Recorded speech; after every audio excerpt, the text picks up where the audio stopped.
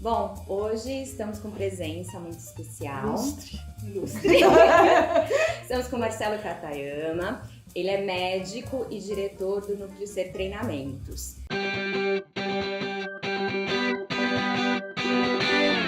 Vamos falar hoje um pouquinho sobre depressão pós-separação, né? Entender um pouquinho o que é aquele limiar, né? Do que seria normal, o que não é normal, o que a gente pode fazer, como passar por isso.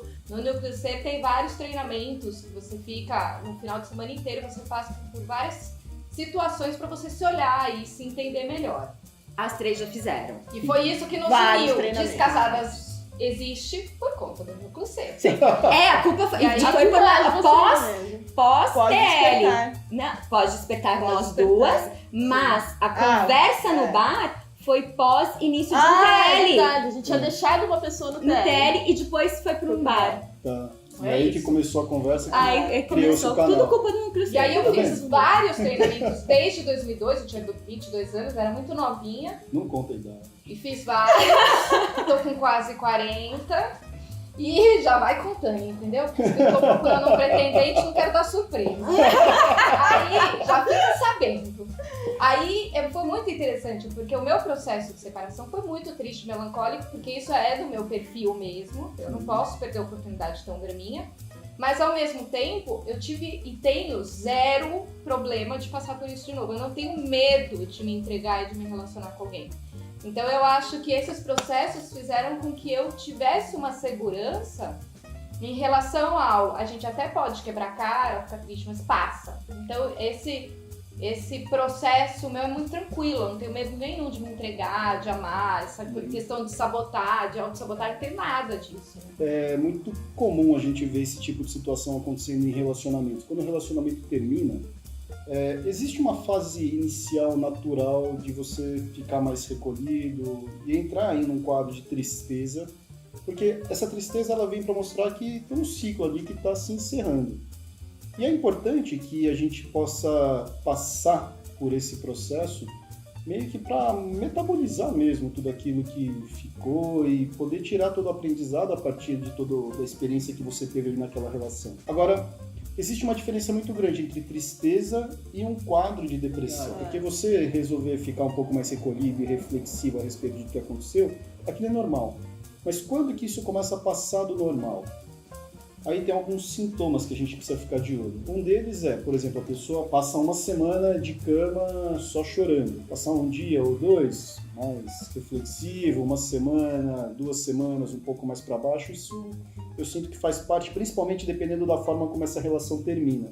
Porque tem relações que elas vão terminando, né? Num período de 2 anos, de 3 anos, ela vai acabando. Então, a forma com que você vai se relacionando com a pessoa vai se deteriorando, aquilo vai gerando uma série de pequenos desconfortos, e quando a relação termina no final das contas mesmo, vem um luto, mas boa parte disso já foi digerido, vamos dizer assim, vivido lá atrás. Durante esse período. Agora, Isso você quer dizer quando as pessoas terminam e elas estão bem? Porque não elas necessariamente terminam e ficam ficam bem. Não necessariamente elas terminam e ficam bem, mas e também não precisa necessariamente estar bem. Mas tem relações que elas vão se deteriorando ao passar do tempo. E aí quando acaba, né, esse período de luto, do meu ponto de vista, ele tende a ser um pouco mais curto. Ah, tá bom. Entendeu? Porque você já foi vivendo aquilo, principalmente no encerramento ali da coisa. Agora, isso pode acontecer também de cada um estar vivendo isso... Momentos diferentes. Então, Sim. tipo, sei lá, por exemplo, né? Pra mim, eu já vim digerindo essa separação durante 2, 3 anos, o meu parceiro não sabe que eu tô vivendo isso. Perfeito. Então, pra mim, aquilo foi digerido e pra ele é uma ruptura Abrupta. Isso pode também acontecer. acontece. Isso pode Ou acontecer. ele sabe e não quer saber, que foi o meu caso, né? Porque o cara, quando saiu, tava ótimo. E eu falei, o quê? Eu tô assusto. Falei, meu, ferrou. E o cara, ó, tranquilão. As 2 últimas experiências, eu acho que eles anteciparam o processo, entendeu? Talvez seja até Ou recomendado. estão fingindo também, né? Mas a atitude masculina e a atitude feminina perante um rompimento, ele costuma ser um pouco diferente também. Gostei desse assunto. Vai subindo. Fala mais. Mas isso é um padrão que eu observo acontecendo em alguns casos, né? Dos homens terem uma tolerância um pouco maior a esse fato desse encerramento do relacionamento do que as mulheres. Não, mas não é 100% dos casos. Não são 100% dos mas casos. Eu acho que quem Isso. coloca a máscara, acho que sofre muito mais por mais tempo, ou não, Marcelo? Isso, na verdade, é um desejo interno. Esse é o desejo de vingança. E olha, demonstrar ou não o sofrimento é uma coisa completamente descolada de ter ou não ter o Sentir ou sofrimento. não. E tem uma outra coisa importante dentro dessa história, é que as pessoas elas têm níveis diferentes de consciência em relação às suas emoções. Então tem pessoas que elas têm clareza do que estão sentindo. No trabalho de desenvolvimento pessoal, de autoconsciência, isso é algo que a gente vem treinando. Né? Você ter um contato maior com as suas emoções, perceber melhor aquilo que você está sentindo, inclusive conseguir dar nome. Porque às vezes a gente está mal e não sabe dar nome para aquilo que tem. Então você fala, o que você tem? Eu não sei, eu estou mal. Mas o que é esse mal? É triste, está com raiva, Angústia. angustiado. É. E quando você consegue dar nome para isso, você consegue achar a saída para esse problema. Recentemente eu estava conversando com um executivo, um dono de empresa, e ele veio procurar um processo de coaching, porque ele falou assim, eu tô estressado. Eu falei, mas o que é esse estressado? Ele falou, não sei, eu tô estressado. Eu falei, então pera lá, a primeira coisa que a gente vai precisar fazer é identificar qual é o sentimento que tem por trás disso. Aí conseguimos identificar, tinha raiva e medo. Eu falei, bom, a raiva está mostrando que tem uma necessidade não atendida, então nós precisamos achar um jeito de mobilizar essa energia. E o medo de que tem uma ameaça. Ele falou, E a partir daí começou a desenrolar todo um trabalho, estamos fazendo um trabalho com ele, com a empresa, enfim. Tem um cenário todo acontecendo por trás desse estou estressado. Então muitas vezes o homem, ele termina, não só o homem, uma mulher também é a mesma coisa, termina a relação e fala, tô mal. O que é esse mal? Nossa, isso é fantástico. Entende? É importante porque quando você identifica que você está triste, eu vou observar, tem uma perda. O que eu posso fazer em relação a essa perda? Tem algo que eu possa fazer para reverter isso? Então isso é muito comum. Quando você separa uma coisa da outra, aí fica mais fácil de dar o direcionamento correto. Porque uma outra coisa que acontece em processos de separação dentro dessa estrutura de medo, além da tristeza, quando vem o medo, vem esse medo do que vão pensar de mim, Exato. como é que vai ser a minha vida agora. Sim. Putz, mas eu vou ter que de novo achar alguém. Ai, que preguiça!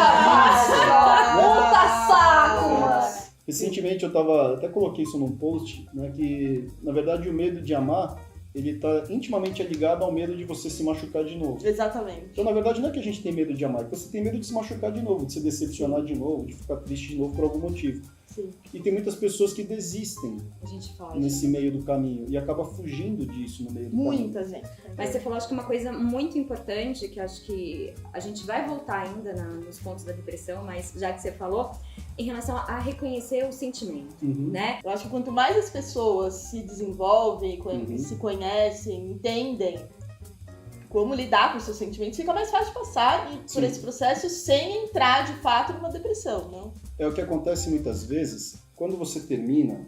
Na verdade, não só o término de relacionamento, mas qualquer situação marcante na nossa vida, nós temos uma tendência a entrar num que eu chamo de loop de pensamento. Você tem uma sensação, um sentimento que vem ali, algo diferente que vem, que você não sabe dar nome. Aí, isso dispara a sua memória, outras vezes que você teve algo parecido na sua história, isso traz um outro pensamento que dispara de novo uma outra emoção, e aí você entra num loop. Quando você fala, bom, o que eu estou sentindo é tristeza. Por quê? Por causa disso, por causa daquilo. O que me deixou triste? Foi isso, foi aquilo. E quando eu reconheço, melancolia faz parte da minha personalidade, do meu jeito de ser. Descarrega a emoção, aquilo acaba.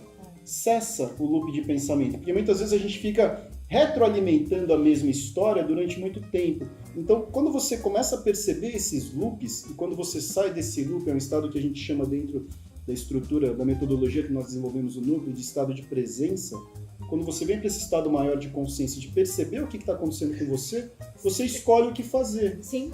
E aí fica mais fácil sair, ou até assumir, falar, olha, eu sou assim mesmo, melancólico Deixa assim mesmo. esgotar, deixa acabar esgotar. as últimas gotinhas aqui que vai Isso. ficar ótimo. Mas faz isso durante 5 minutos, 10, 15 É minutos isso mesmo. e zera. Na hora que zera, pronto, limpa o rosto, né? Retoca a maquiagem e bola pra frente. Perfeito. Descarregar de forma consciente, não é Consciente. só a parte emocional, te Tá deixando presente. levar. Eu Exatamente. acho que isso também tem muito daquela questão de a gente não achar que o outro era vilão, né? Porque uma coisa que eu percebo em relação às minhas amigas é que nenhum dos meus ex foram vilões. Na verdade, eles são ótimos. Até recomendo pra quem quiser arrumar alguém bem selecionado, maravilhoso.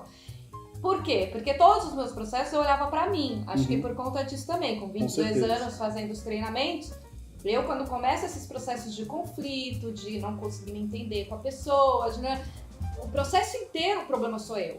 Não porque eu quero me punir, nada, mas porque eu tenho consciência de que eu preciso ser melhor para a pessoa poder ser melhor para mim.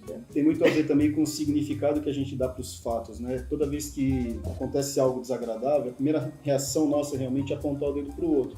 Falar, é você que está me fazendo sofrer, é você que está me deixando triste, é você que está Você que terminou, tá você que está me terminando. abandonando. Sim, Né? o Quantas abandono. vezes essa Abandonada coisa... 3, Sentimento ficaram de ótimos, abandono. eu acabada, mas É. eu tinha consciência, eu tinha E essa noção. questão do abandono tem muito a ver com a gente se sentir inteiro ou não. Porque se eu me sinto inteiro, o outro pode ir embora, decidir ir embora. Sim, Mas você continua inteiro. é. Agora, se eu sou, né, tem essa... Metade. Metade da laranja, Cara, né? essa conversa pra mim é a maior furada, né? Ah, tem que ser 2 metades da laranja ou a tampa e panela. Que história é essa? Você vai ser precisa. metade pra poder encontrar uma outra metade e aí ficar um escorando no outro? É. Porque na hora que fica nessa um escorando no outro, quando um decide ir embora, esse aqui ficou abandonado. Sim. Agora, se eu sou inteiro e o outro é inteiro e eu tô junto com o outro por escolha, eu tô somando. Então, se o outro decide ir embora, o outro decide ir embora. É diferente de eu me sentir abandonado, de eu achar que eu fui abandonado. É isso. Só que quando você traz esse apoderamento para você, certo? Também diminuem as desculpas e aquela coisa de eu conseguir apontar o dedo. E quanto mais eu vou me tornando consciente disso, aí explica um pouco dessa fala da Thaís de eu que sou a culpa. Não é isso, é que você traz para você a responsabilidade pelos seus atos, pelas suas escolhas, Isso. deixa de apontar o dedo para o outro. E o que você ganha nesse processo? Tem um monte de detalhes aqui que você consegue aprender a respeito de como você funciona, de como você é. É isso mesmo. E tem um ganho de crescimento gigante. Precisa terminar para crescer? Não, dá para crescer também dentro da relação. Deveria junto, né? Vamos combinar? Todo mundo? Vamos Parar falar essa história, disso. coisa chata. A gente estava falando dos sinais Perfeito. que a gente tem para enxergar se é a hora de eu procurar um psiquiatra e tomar tarja preta ou se eu ainda consigo tocar O sozinha. que seria o luto normal Uhum. e o que seria já o início de uma depressão, que você comentou, né? Então tem ficar- alguns sinais, né? Então se a pessoa realmente perde a energia de uma forma muito intensa durante um período muito grande, tá? Pensamentos que aparecem de morte, tá? Pensamentos e a pessoa compartilha com alguém que está pensando em se matar ou coisas do tipo, esses são sinais de alerta e se... Não é frescura, né? Não, não é. E esse é um ponto super importante. A pessoa tocou nesse assunto. Esse alerta Isso deve ser vermelho, muito né? grave. Alerta gente? vermelho, sirene tocando, entendeu? Isso não Mesmo tem a ver que com comente frescura. numa brincadeira. Mesmo que seja numa brincadeira, vale a pena sentar com a pessoa e falar assim, peraí, eu entendi que foi uma brincadeira, mas deixa eu entender De um pouco fato, melhor como é isso. que é isso pra você? Porque muitas vezes a pessoa nem percebe que aquele pensamento está rodando de uma forma repetitiva na cabeça, sabe? E às vezes quando a gente acha que a frescura do outro é para chamar atenção, Que é o que o pessoal pensa. que é o que as pessoas pensam, isso aqui é para chamar atenção, ela está querendo atenção. Realmente existe ali um pedido de socorro que está sendo feito, mas de uma forma velada, não de uma forma explícita. Então, se a gente conseguir ter essa sensibilidade de perceber que essa pessoa está no momento que ela está precisando de acolhimento, e dentro desse acolhimento eu preciso de tomar medicação sempre, eu acho que o melhor profissional que vai fazer essa diferenciação é o psiquiatra. Ele é o médico que vai ver, porque nos quadros de depressão e ansiedade como patologia, existe um desequilíbrio de neurotransmissores no cérebro acontecendo. Então eu costumo falar que o cérebro da gente funciona que nem um computador, tem o hardware e tem o software. Então, se o hardware não está funcionando direito, que tem um desequilíbrio químico no cérebro, por mais que você trabalhe as emoções, os pensamentos, aquilo não vai ter o mesmo efeito. Agora, se você trabalha as duas coisas, né, no processo software, no processo de terapia, e o hardware com medicação, você soma esse benefício. E aí a pessoa sai do fundo do poço muito mais rápido. Eu tenho casos que eu tenho acompanhado, não só relacionado a relacionamentos, mas quadros de ansiedade, de depressão, e quando a gente associa tudo isso, em período de 30 dias, 60 dias, a pessoa sai daqui e faz um pico, sabe? É muito rápido se você pensar no processo de terapia, que a pessoa vai demorar 2 anos para tentar se entender. Porque você saber onde começou a história, né, é um pedacinho da solução do problema, porque eu tenho que encontrar o padrão e conseguir mudar esse padrão.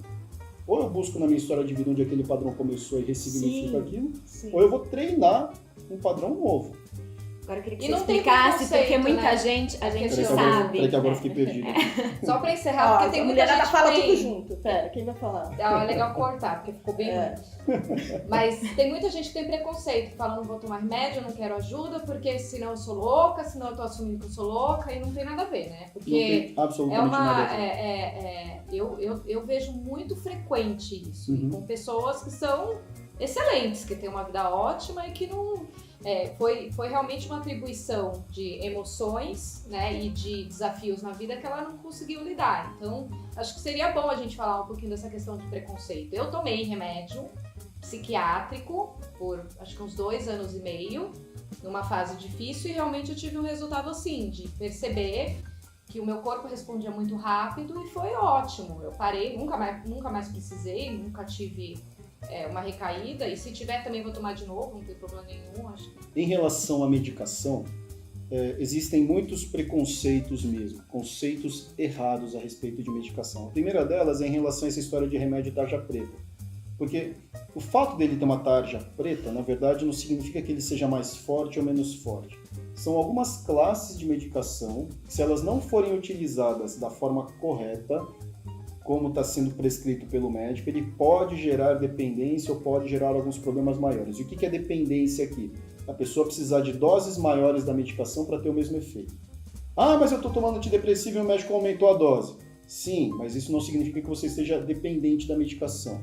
Porque com o passar do tempo, pode ser que melhorando todo esse quadro, pode ser que você precise de menos remédio. Agora, tem algumas classes de medicação, por exemplo, benzodiazepínicos, que são alguns calmantes, que se a pessoa não usa da forma correta, isso induz mesmo dependência, e quando você tira, tem síndrome de abstinência, é uma encrenca. Tá? Por isso que é controlado. Por isso que ele é controlado. Os antidepressivos, de maneira geral, eles atuam para restabelecer o funcionamento do cérebro de uma forma, principalmente as sinapses dependentes de serotonina. Então, quando você usa a medicação, ele faz o cérebro como um todo funcionar melhor, dentro daquela disfunção que existe, porque senão a pessoa vai achar que então vou te dar um antidepressivo, vou ficar mais inteligente. Não tem nada a ver uma coisa com a outra. Mas em relação àquela disfunção, ele ajuda a ficar melhor, funciona melhor, e aí você consegue processar melhor os pensamentos. Então aí um soma com o outro. Isso é importante, esse esclarecimento a respeito de medicação, porque senão as pessoas acham que remédio tarja preta é ruim. Não é ruim, tá? Então ele é necessário naquele momento. Ele é importante naquele momento, ajuda a controlar o sintoma, e você tratando o sintoma e a causa raiz do problema, certo? É bem mais Aí você acha a solução. Porque também não adianta você ficar tratando só o sintoma. Porque tem pessoas que entram em quadro de ansiedade e só usa ansiolítico, só usa calmante. Isso apaga o sintoma, mas não resolve o problema. Então você precisa resolver o problema. Também a disfunção orgânica que estava gerando aquilo. E não é porque começou que vai estar sempre. Então Não, vai procurar com certeza. saber. E o resolver o problema está muito no ressignificar que você comentou. Com Queria que certeza. você explicasse um pouquinho, porque a gente sabe o que é isso, que a gente já passou por isso, ressignificamos bastante coisa já. Vai E tenho ressignificar pro consciência que resto da tenho que vida. ressignificar bastante O resto coisa não acaba ainda. nunca. Mas eu queria que você explicasse para quem não sabe o que significa isso, achar um problema e ressignificar e qual que é esse resultado. Perfeito. Todo o padrão repetitivo de comportamento que a gente tem, ele começou em algum ponto. Algum fato fez com que você desse um significado para aquele evento e aí você acaba repetindo esse padrão. O exemplo que a gente sempre dá é assim, criança quando aprende a ter medo de barata. Porque criança, até conhecer barata, não sabe o que é barata. Certo? Pega e põe na boca. Assim. Esse que se deixar faz isso. Só que aí na hora que a mãe vê essa cena, o que a mãe faz? Grita, Dá um grito, desespera, sai correndo. sai correndo, arranca a criança dali, né? Dá uma bronca na criança, porque só não pode chegar perto. E aí essa criança associa barata com medo. Então ela dá um significado, barata igual a medo, eu preciso ficar longe disso. E tem mais, se a minha mãe, que é quem me protege e me dá comida, tem medo desse bicho, esse bicho deve ser muito perigoso. E aí, isso fica registrado na memória. 2 semanas depois, ela está na casa da vovó e encontra a dona Barata. O que vai acontecer com essa criança? Vai gritar. Vai gritar. A vovó vê a criança e barata no mesmo ambiente, grita também. de novo. Reforça o medo da criança, que barata é um monstro. Isso vai repetindo com o passar do tempo, e aí quando você chega, você como adulto, um bichinho desse tamanho faz a pessoa sair correndo. Isso é porque ficou registrado na memória um significado, barata igual a medo. Para ressignificar, nós temos algumas formas de fazer isso. E uma delas é, acessa esse arquivo na memória, que ficou lá registrado da barata com medo, e deixa, naquela memória, você vai trabalhar com o significado atribuído naquela memória, e para isso, precisa fazer duas coisas. Precisa esvaziar a emoção e trazer mais informação. Essa criança, quando a mamãe grita, ela tem vontade de chorar, certo? Só que geralmente o que os pais fazem? Deixa a criança chorar? Não, dá uma bronca, engole o choro, dá uma bronca, e aí essa emoção fica retida na criança. Agora, se ao invés de você dar a bronca, você deixa a criança esvaziar a emoção, porque é rápido. Eu tenho uma filha de 3 anos que vai fazer 4 agora, e uma outra pequenininha de 1 ano e 3 meses. Quando elas assustam com alguma coisa, e isso acontece com uma certa frequência, se você deixa a criança esvaziar a emoção, 2, 3 minutos é o tempo que precisa. Né? E aí dá mais informação para a criança. Fala, criança, isso aqui é uma barata, para matar tem que fazer assim, ó, puf, com um chinelo em cima da barata. Ela conseguiu esvaziar a emoção e teve mais informação. Sim. Então o significado que fica registrado na memória da criança é barata agora igual a chinelo. Embora minha mãe tenha feito um escândalo. Quando ela vai para casa da vovó, diante da mesma situação, ela vai buscar um chinelo. Então, o que a gente precisa fazer é fazer isso na memória. E existem algumas técnicas para você acessar isso e fazer esse processo. Agora precisa tomar um certo cuidado, porque tem pessoas que trabalham com técnicas de acesso à memória, mas não sabem como fazer o processo de ressignificação direito. Mas importante, vamos combinar? Porque se acessar e sem ressignificar, não quero. Vamos combinar. E esse é um grande problema, né? Porque tem muitas pessoas Aí que trava, acessam né? Imagina. e retraumatiza o trauma. Claro.